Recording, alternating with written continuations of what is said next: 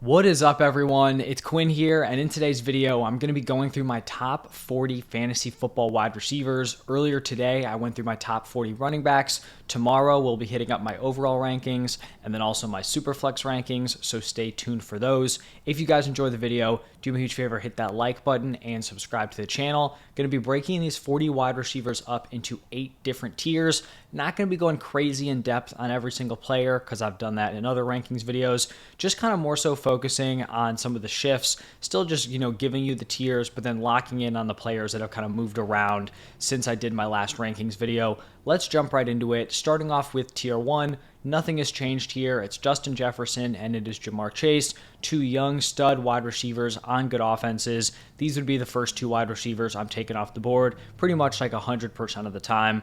Then moving into tier 2, we have Tyreek Hill and Cooper Kupp, two more high ceiling wide receivers, just guys that are a little bit more up there in age, maybe a few more concerns. Cooper Kupp coming off a season-ending ankle injury. What's that Rams offense going to look like? Tyreek Hill getting up there in age a little bit, not expecting him to fall off, but he also has the Tua concussion concerns. Still like these guys in like the early to mid first round, but they are going to be in tier 2. Moving into tier 3, we've got Stefon Diggs, Amon-Ra St. Brown, CeeDee Lamb, Devontae Adams, A.J. Brown, and Garrett Wilson. Another tier that hasn't had any shakeup here. I do think Stefon Diggs clearly leads this tier. Then I have Amon-Ra and CeeDee Lamb really close together. I think these are both guys that can push for 20-plus point per game seasons. After those guys, we've got Devontae Adams. Still view him as an elite wide receiver. Maybe he sees a little bit less work down the field going from Derek Carr to Jimmy Garoppolo, but still someone who should, command an insane number of targets and be very solid for fantasy. After that, we have A.J. Brown. Still not really, getting in on the A.J. Brown hype. I can't take him over Adams, Lamb, or Amon-Ra St. Brown. I just think his ceiling is a little bit capped on this Eagles passing attack. Probably not going to have a crazy amount of passing volume to go around, but I still think he's a really strong mid-tier wide receiver 1.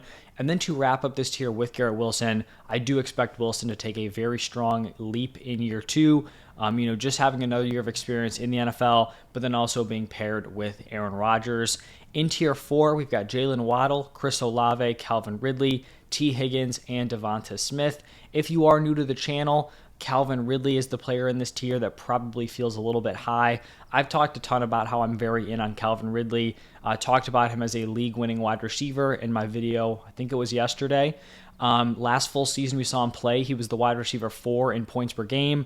I'd just rather take like a wide receiver 1 on a Jaguars offense that should be one of the best in the NFL over a guy like T. Higgins or Devonta Smith, who are playing on solid offenses, but are going to be locked in as wide receiver 2s on their own teams. So that's why I have Ridley ahead of those guys. Like this tier at like the 2-3 turn area. In tier 5, we've got Keenan Allen, Amari Cooper, DK Metcalf, Mike Williams, and Deebo Samuel. Might have swapped Keenan Allen and Amari Cooper. Not sure if I had already made that change in my last rankings video, but I am very high on Keenan Allen. The worst finish he's had in the last 6 seasons was the wide receiver 13 in points per game. I will gladly draft him as a mid-tier wide receiver 2. It seems like him regressing is already baked into his ADP. If he doesn't end up regressing and it's just the same guy, he will end up being a steal at this current price. I really like Amari Cooper in this spot. I think he has some nice upside if Deshaun Watson does bounce back. And we also saw him kind of uptick his target volume last year, had the highest target share of his career. If he can keep that along with a Deshaun Watson bounce back, we could see a top 12 season out of Amari Cooper. Then we've got DK Metcalf. I would be taking Metcalf at the 3-4 turn. He typically doesn't fall to me in drafts. In general, I just think his ceiling is a little bit capped playing alongside Lockett and JSN. But like I said, still someone I would take at like the 3-4 turn area. Then we have Mike Williams, very high on Mike Williams. I also talked about him in my potential league-winning wide receiver video, playing on one of the best passing attacks in the NFL. He's been a top 20 wide receiver in back-to-back seasons. Don't see why he's going outside the top 24 this year. And then to wrap up this tier with Deebo Samuel is an incredibly talented player. I just think there are too many mouths to feed on this 49ers offense. You have Christian McCaffrey involved as a pass catcher. And CMC and Elijah Mitchell on the ground. You have Brandon Ayuk. You have George Kittle. We look back to last season after the CMC trade, in the games where they're all playing together, in their full roles, Deebo Samuel averaged only 11 PPR points per game in 7 games. I definitely think he's going to improve on that, but I don't know if he's going to go from 11 PPR points per game to giving you mid-tier wide receiver 2 production. So I would just kind of rather pass on him at his current price, take some of the players I have ranked ahead of him. Then moving into tier 6, we did have some shakeups in this tier. We've got Christian Watson, DJ Moore, Drake London, DeAndre Hopkins, and Deontay Johnson. We had some injuries bump out guys like Jerry Jeudy and Terry McLaurin, who were originally in this tier. Starting off with Christian Watson, still really like his ceiling as a year 2 player. Then we've got DJ Moore. I do think Moore has a pretty wide range of outcomes, but if I had to lean towards one of them, I feel like him and Fields can both elevate each other for fantasy. Obviously, there's the downside that Fields doesn't come around as a passer, but I'm more willing to lean into the kind of optimistic view of DJ Moore this season. I really like Drake London as a player. With London, you're just kind of hoping his quarterback play is like semi-competent this season. You're hoping Ritter, can be that guy just to support his weapons, his wide receiver 1. Then we've got DeAndre Hopkins. Still don't love the landing spot for D-Hop, but I do view him as like a fringe top 24 wide receiver. And then I ended up moving Deontay Johnson up into this tier. You could argue him at like the bottom of this tier, top of the next one. He's a guy that I talked about as a league-winning wide receiver. In general, I've just liked what I've seen out of the Steelers in the preseason. I think this offense should take a step forward. Kenny Pickett heading into year 2, and Deontay is still commanding targets at a very high level. We also saw in the preseason, not only was he still up there like towards a 30% target share, but his ADOT was bumped up from last season. If that sticks, I think that's a great sign moving forward. Obviously, if you can command the same number of targets or the same target share and they're deeper targets, that is going to be more valuable. Overall, I just don't think it's really egregious putting him in here, considering he's been a top 22 wide receiver in 2 of the last 3 seasons with a wide receiver 8 finish in there. Then moving into tier 7, this is going to be a pretty large tier. We have Chris Godwin, Marquise Brown, Tyler Lockett, Michael Pittman, Christian Kirk, Brandon Ayuk, Jerry Jeudy, Terry McLaurin, Jahan Dotson, and wrapping it up with Mike Evans. Kind of mentioned this earlier. We saw Jerry Jeudy and Terry McLaurin slip into this tier due to their injuries. Overall, this entire tier is very close together when we're like combining all the players. These guys should all be probably going within like 2 rounds of each other. So in that range, you're kind of just going out and getting your guy. But looking at Jerry Jeudy and Terry McLaurin more specifically, it does seem like Judy's hamstring injury is probably more severe than McLaurin's toe injury. But to begin with, I was already higher on Jerry Jeudy. Just think he has a little bit more of a ceiling than Terry McLaurin. So Jerry Jeudy is still going to be a little bit ahead of Terry McLaurin for me in my rankings, but like they're back-to-back for the wide receivers. And I think they're also back-to-back in my overall rankings. I will say it can be kind of tough to evaluate these injured guys. We don't know how long they're going to be out for. But I think like a general rule for you guys to follow is that I'd be much more willing to draft these injured players in smaller leagues or leagues with shallow starting lineups. So if you're in like a 8-team, 10-team league, would be much more willing to take the discount on Terry McLaurin and Jerry Jeudy because your roster is probably going to have other decent options to plug into your starting lineup if they do miss time.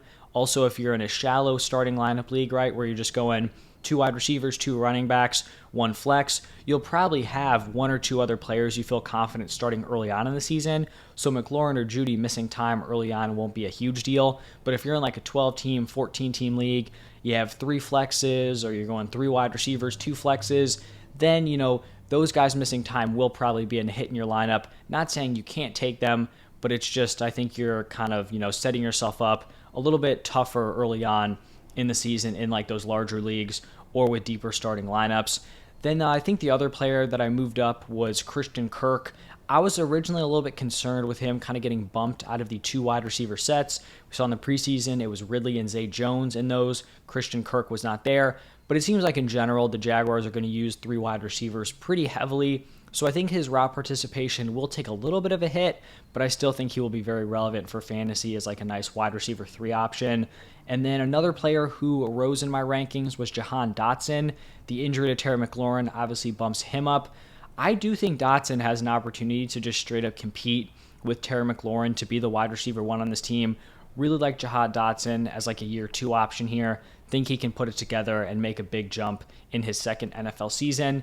Now moving into tier 8, this is going to be the final tier, and this is pretty much like the tier with the young up-and-coming wide receivers.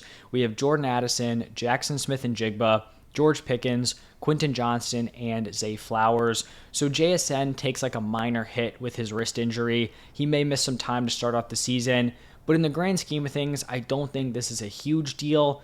Like JSN was probably not drafted on your team where you're expecting like immediate production out of the gate. You may have liked him as like a flex option early on, but he was always going to be a late season play. We see it with these young wide receivers. They're the guys that can really break out, win your leagues down the stretch. So I still think he's a very solid pick for fantasy football. Then we've got George Pickens here. I'm not huge on George Pickens, but I do think if Pickett takes a step forward, George Pickens does become pretty interesting for fantasy. Like I said, I am very high on Deontay, so I think some people are expecting Pickens to take over as the wide receiver 1. I'm not there yet, but still a talented young wide receiver, willing to kind of throw a dart in this range. And then we wrap up this tier with 2 rookie wide receivers, Quentin Johnston and Zay Flowers. Just like these guys as like dart throws in your drafts. You have Quentin Johnston on one of the best passing attacks in the NFL. Keenan Allen getting up there in age. Mike Williams, kind of banged up here and there. Still like Keenan Allen and Mike Williams, but there are routes for Quentin Johnston to come in and have a very strong impact in year 1. And then Zay Flowers has the opportunity to potentially be the wide receiver 1 for this Ravens offense that should be more pass heavy this season. So I think this is a really nice area to just throw darts on these young wide receivers. I think in your more casual leagues, casual platforms, these guys are going to end up being really solid values in your drafts. So that's going to wrap it up for my top 40 fantasy wide receivers. What do you guys think about these rankings? Let me know down below in the comments. If you guys enjoyed, hit that like button, subscribe to the channel. If you haven't seen my running backs and you're interested, go check that video out. Already posted on the YouTube. And then you can check out my overall rankings and my Superflex rankings tomorrow if you are interested. So thank you all for stopping by, and I will see you in the next one.